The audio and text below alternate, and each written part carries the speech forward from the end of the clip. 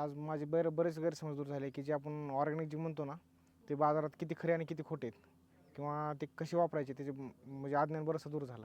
बरीचशी माहिती मिळाली. बऱ्याचशा चुकीच्या गोष्टी आपण ज्या काय करत होतो त्याबद्दल थोडंसं नॉलेज मिळालं.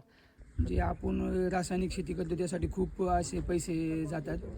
तर याच्यातनं एक समजलं की आपण जी शेती करू शकतो तर त्या रासायनिक शेतीला जर 70 ते 80% खर्च होत असेल तर यामधून बायोमीच्या ट्रेनिंगमधून असं कळलं की आपण तीच कॉस्टिंग 30 ते 40% पर्यंत बसू शकतो. जीवाणू आणि बुरशीनाशकाचं जे कॉम्बिनेशन आहे ते आधी उत्तम सांगितलं आणि जीवाणूची जी गरज आहे शेतीला ती खूप सोप्या भाषेत आणि एकदम साध्या भाषेत सरांनी सांगितलं.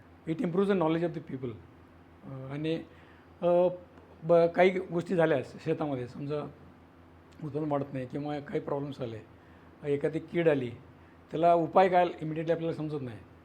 तर ह्या गोष्टीमुळे आणि कुठली खतं कधी वापरावीत याचा पण आपल्याला काही अंदाज येत नाही. तर ह्या ट्रेनिंगमुळे सगळ्यांचं नॉलेज एनलाइटन झालेलं आहे. जी जैविक निविष्ठा कोणत्या कधी वापराव्या त्याबद्दल माहिती झाली. रासायनिक खताचा शेतीमध्ये वापर म्हणजे मला वाटलं होतं योगदान त्याचं 50-60% असेल, पण इथे आल्यावर माहीत झालं 3-4% आहे. ते खूप महत्त्वाचं होतं माझ्यासाठी. आणि आपण फक्त रासायनिकवरच भर देतो, जैविक निविष्ठांवर आता काहीच आपल्याला माहितीही नाही आणि आपण भरही देत नाही. पण जी आपल्या ज्या काही प्रॅक्टिसेस चुकत आहे शेतीमध्ये तर ते कुठंतरी सुधारण्याचं काम आपलं जे ते बायोमीमार्फत आपल्याला आज इथं अनुभवायला मिळालं. बॅक्टेरियाचा यूज जसा तुमचा जास्त होईल तसं तुमचं पीक चांगल्या प्रकारे बहरेल व जास्त खर्च जो होतो वायफट तो कमी होऊ शकतो.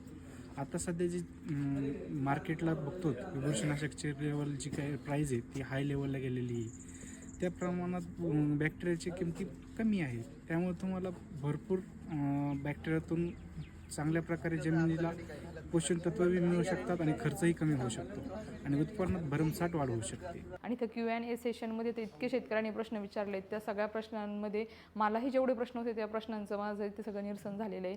आणि आज असं म्हणता येईल की मी खऱ्या अर्थाने इथे कृषी रसायनमध्ये साक्षर झालेली आहे.